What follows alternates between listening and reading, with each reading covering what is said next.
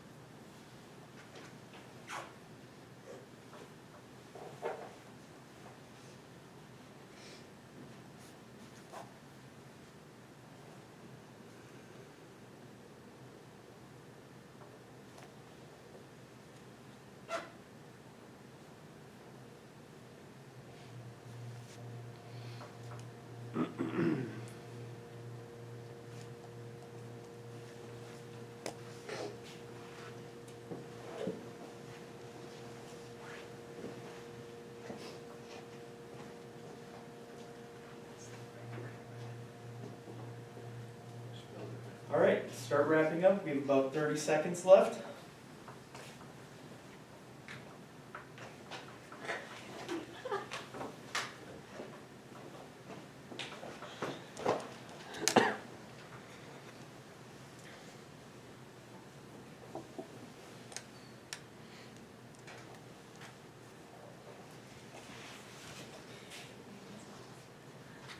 And that is 3 minutes. Pencils down. Looking at you, Tyler. There you go. All right. How was that for everyone? Middle one was tough, but the other two are okay. Okay. Excellent. Great job. How about everyone else? All of them were tough All of them were tough. for me. Okay. How many would you say you guys had a complete answer for that you felt confident about? 0. 0? Bill? Pretty close on the first and last. Okay. About half of the third one? Okay, so yeah, I mean, these are topics that we've probably touched on in the past, but the way that it was set about by me shows the key problems that show up with science education today. And it was actually designed to do that, so thanks for playing along. So problems with science education nowadays. First of all, how intangible it is for many people. Right at the start of that quiz, I said science is important for everyone. Well, I can say that, but it doesn't really mean anything. Like, if I had framed it a little bit more by saying that history, like Bill was working on back there, well, science has played into history in the past. Science was what drove the atomic bomb and all of that. That gives some reason for why you should love science. Art majors, making all your paints, your inks, your pencils, your graphite. That all relates to science. But when I just say, oh, it's important for everyone, that doesn't mean anything. So then relying on past practices. this is a key test like when I grew up. They were timed, they had a lot of hard questions, and it was essentially, you weren't gonna get through all of it, so you just worked until you couldn't work anymore time-wise, and then you took whatever grade. And I built my quiz off of that, even though it didn't really work for me. So why keep teaching like that? And then the fact that it's an ever-expanding field. So science, there's constantly new discoveries being made, new research being done, and because of that, the field keeps getting bigger. But with that, you keep trying to fit more and more in, so you're spending less time on science. And this is a key example, like these are hard concepts. You haven't touched on them in a while. So a good way of teaching would be to spend some time on it versus rushing through it as quickly as I can and then getting on to these better, bigger and better things. But so the problem with these science education comes down to the framework for how it was made. And as you guys read about, science education is built on 7 key fallacies at this point, which really we want to move away from. But in order to move away from them, we need to have a key understanding of what they are. So the fallacies are, really briefly, that it's foundational.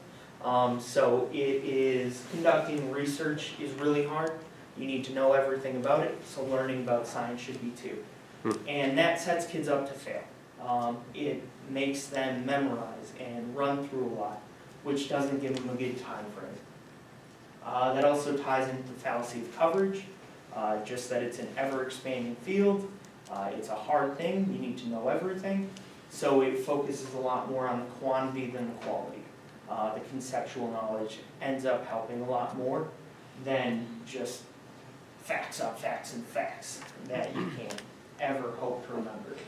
So then detached science, the fact that it's completely thought to be completely detached from objectives and feelings and values. And that was like me this morning, where I'm like, well, you guys have your own fields, but science is important, so you guys need to know it.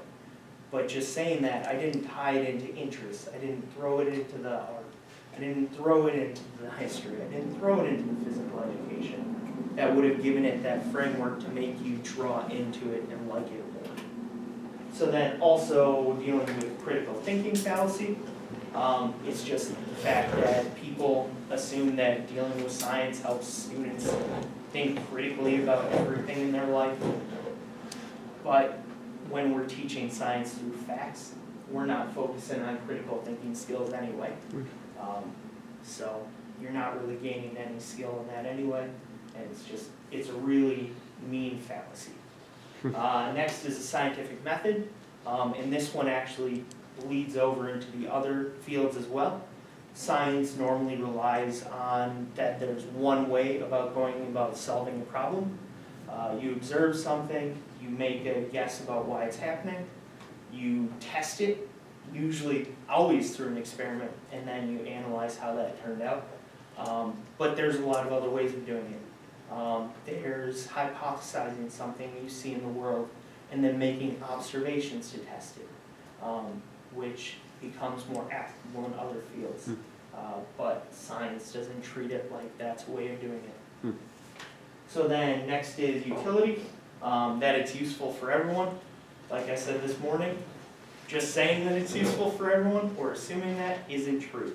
Like there's ways that it ties into all of your fields, but in all honesty, there are people who won't use the down and dirty science. They won't touch it, and that's fine. Like that goes against their interest to do that. And everyone should be able to go with their own interests for what catches them. And then finally, the homogeneity. That's just that one curriculum is good for everyone. That this type of testing works for everyone, when in reality, it may work for someone who thinks and just writes an answer right away. But for someone who needs to think about it, to really process it, you're setting them up for failure. And so when all 7 of these fallacies are combined, it makes science education a really not friendly area for people. It pushes people away, it doesn't let them in, it locks them out, and that doesn't help grow the field.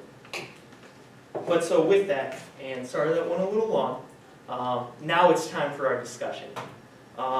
So just to start with, I would like you guys to break into your groups. Jenny, if you want to pick a group, and Dr. Una, if you want to pick a group.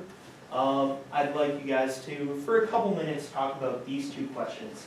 So from your own personal experience, were there some of these fallacies that you were exposed to that really set you away from science in the past?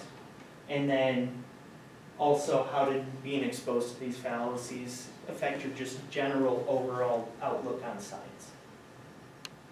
All right.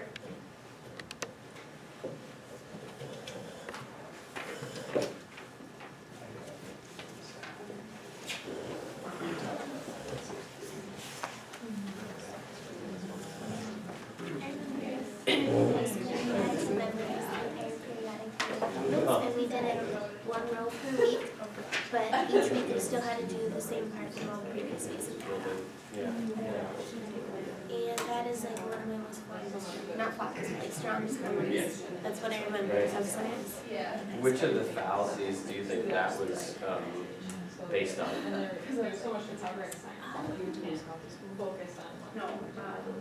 I have a guess. Yeah. Yeah, Like, coverage, yeah. right? Like, we gotta get through it. It's something we have to do. Probably standards. Yeah, fallacy of coverage. Yeah. The delusion that science would offer must be broad. Right. Yeah. Exactly. It's part of it. And biology is a wide field, so like, we're able to cover that as well.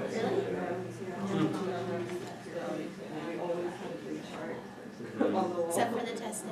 Yeah, that's a hard question with setting up science. I mean, from your two examples, like, it sounded like you were a lot of fallacies you were accustomed to. How did that affect your overall thought of science? Did it push you away, or did they not really affect you? It was just kind of like something you noticed? I had a fun teacher. Okay. So that himself.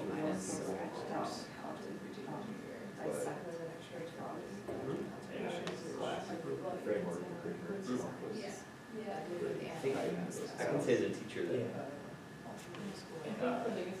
especially in high school, your experiences are evidence of what I observed oftentimes in high school classrooms, where teachers want to be able to prove that you learned something, Right. and it looks complicated, like the periodic table is a complicated thing. Right. So to be able to say, like, you know the periodic table, you could draw it all out, you know, like, it's, to me, it's evidence, and it's evidence of nothing really, right? It's evidence of memorization, but it looks, especially to a parent or to a principal or something like that, if a principal came in or administrator came in and looked over your shoulder and you were going to town at the periodic table, you got, you're putting the pieces together, not synthesizing it just through memorization. It looks on the surface like something's happening, right? Sure. And we can trick ourselves into thinking in all of our disciplines by doing things like that, memorizing a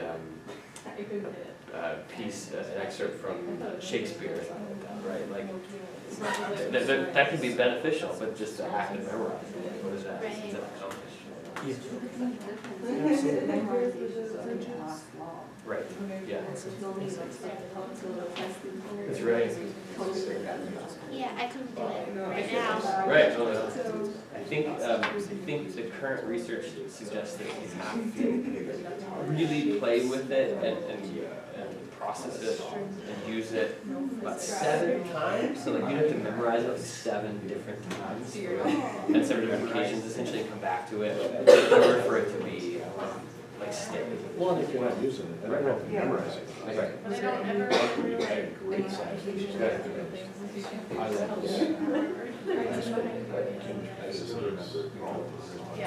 Awesome. Yeah. So it looks like we're having some really good discussion. Well, once you Sorry, start cut it using it, short, guys.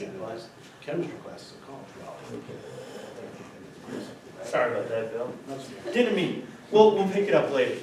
But yeah, so generally, what were you guys' thoughts for the first of those 2 questions? Were there some personal experiences from your groups that really stood out as where the fallacies really hit hard?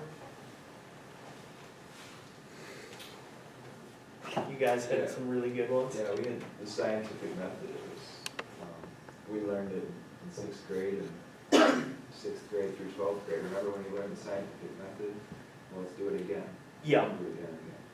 And then Megan talked about science. If you get lost within, just start, especially in chemistry, right?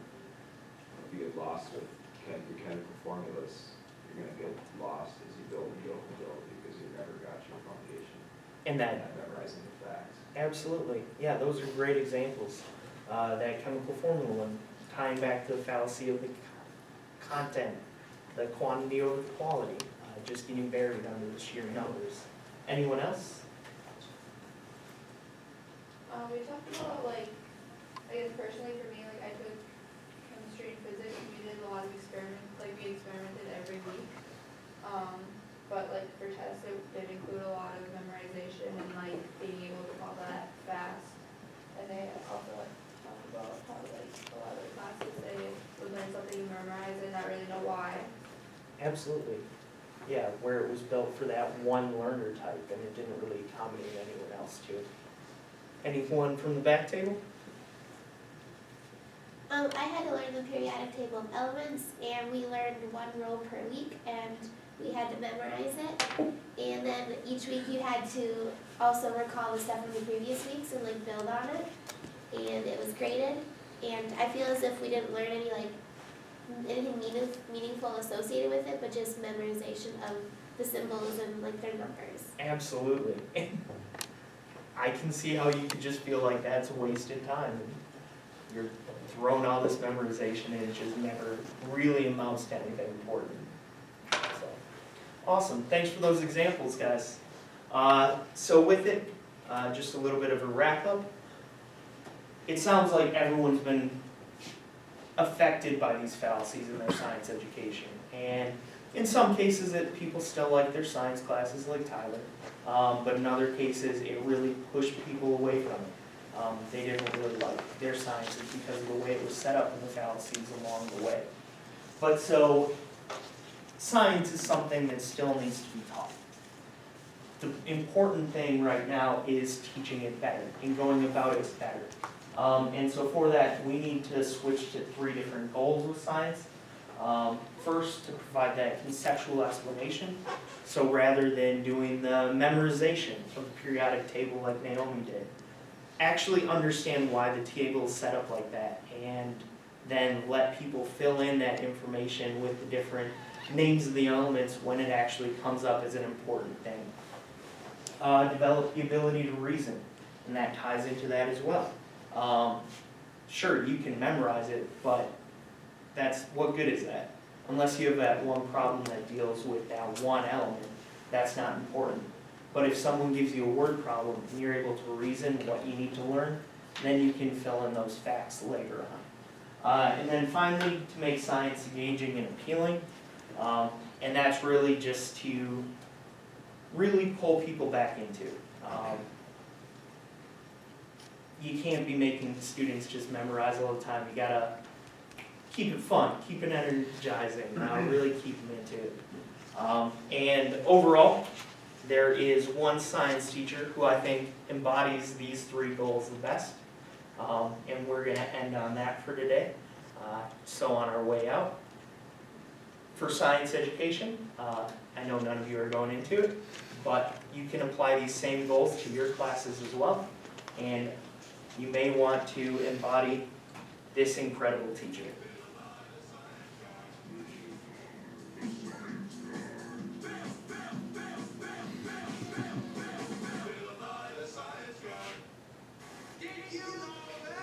Teeth are the strongest bones in the skeleton. There are 3 bones in each ear: the hammer, the anvil, and the stirrup. There are over 600 separate muscles in the body. Now you know! Our bodies are like machines, or machines are a lot like our bodies.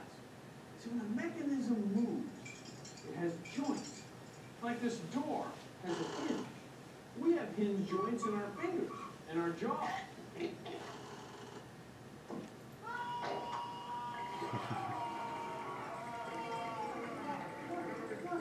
Oh, sure.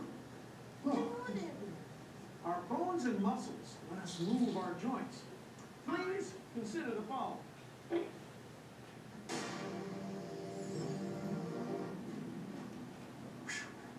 So in our hand, we have hinge joints, like the hinges on a gate. Also on our hands, we have a special type of joint called the saddle joint in our thumb. Lets our thumb go this way or this way. 2 directions, 1 joint. Cool. Also in our body, we'll find ball and socket joints. The kind of ball and socket joint you see on television. Ball and socket joints in our body are in our hips. With our hips move. Oh, different ways, hey? In our backs, we have swirling joints. A whole bunch of them. Our backs. Smile. There's even joints in our bodies that don't move at all, called fixed joints. There's fixed joints in your skull. They're joints, but they don't move. All the different joints in our body let our bodies move all different ways. Well, thanks for joining me, jointing me on Consider the Following.